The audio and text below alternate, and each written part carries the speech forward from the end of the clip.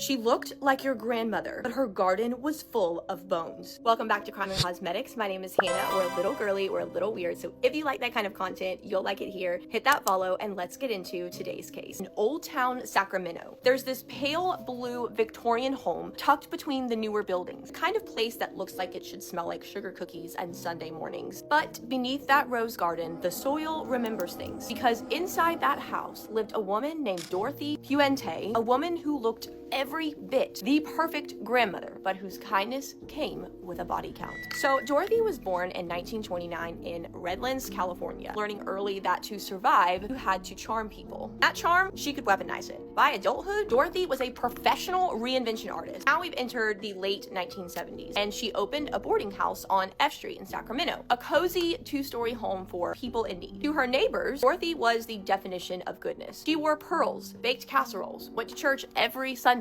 People said she had a heart for the broken, but what they didn't know was that heart beat for profit. Every single month, her tenants' government checks came straight to her mailbox. Dorothy would help them manage their money, but over time, she stopped helping and started keeping. And when someone became a problem, when they asked too many questions or complained, they simply weren't there anymore. It actually wasn't the police who caught her first. It was a woman named Judy Moyes, a social worker. So Judy was responsible for a man named Alberto or Bert Montoya, a gentle, developmentally disabled tenant living in Dorothy's house. Bert didn't just vanish. His routine was as predictable as clockwork. So obviously, when Judy stopped hearing from him, she got worried and called Dorothy. And Dorothy literally goes, "Oh, Bert? He took off to Mexico to visit some family." It just didn't sit right with her. So Judy went to the police. At first, even the police hesitated. When Judy refused to back down, the officers decided, okay, well, at least just take a look. So police go and knock on Dorothy's door. She answered in her powder blue cardigan, smiling, "Of course, come in." The house smelled faintly like a normal grandmother's home, but also something else, metallic. Inside, things were spotless. Asked to look around, and Dorothy never flinched. She even volunteered to show them her garden, where the soil had been freshly turned. The smell, that heavy, rotting smell, clung to the air. So they called in a forensic team, and when they began digging in the corner of her yard, the first shovel hit something soft. It was human remains. And they asked her to come down to the station. She smiled, "Of course, but would you mind if I stop for a cup of coffee first?" And they let her, and she walked right out of sight. For days, she moved through Los Angeles unnoticed. She even met an elderly man in a bar and struck up a conversation. But when he recognized her from the news, he quietly slipped away and called the police. And that is exactly how this death house landlady was caught. In the end, police found 7 bodies buried in her backyard, though she was only convicted of 3 murders. She spent the rest of her life behind bars. Evil doesn't always come in sharp teeth or dark alleys. Sometimes it comes in pearls and a pressed apron. That is all for today's case. Bye.